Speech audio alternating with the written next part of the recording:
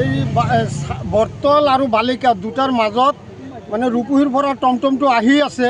আহি থাকোঁতে এইফালৰ পৰা এটা বাইক আহিছে, ইমান স্পীডত আহিছে, আহি পেলাই মানে একদম খুন্দা মাৰি পেলাই মানে টমটমৰ ভিতৰত সোমাই গ'ল। মানে যিকেইটা বাইকৰ ড্ৰাইভাৰ আছিলে তেখেত দুজন মানে সংকটৰ অৱস্থা খুব বেয়া, কাণফালে মানে নাকফালে তেজ ওলাইছে। আমি দেখা পাইছোঁ। এতিয়া এই শিঙিমাৰী PHC হেৰিত পঠাই দিছোঁ। আমি পঠাই পেলাই আমি ইয়াত থিয় হৈ আছোঁ। আমাৰ ৰূপহী থানাৰ আৰক্ষী বিষয়া আহি আছে। এইটো তদন্ত কৰি পেলাই কি চায় এইটো পিছত হ'ব। কোনটো ঠাই হয়? এইটো পশ্চিম শিঙিমাৰী।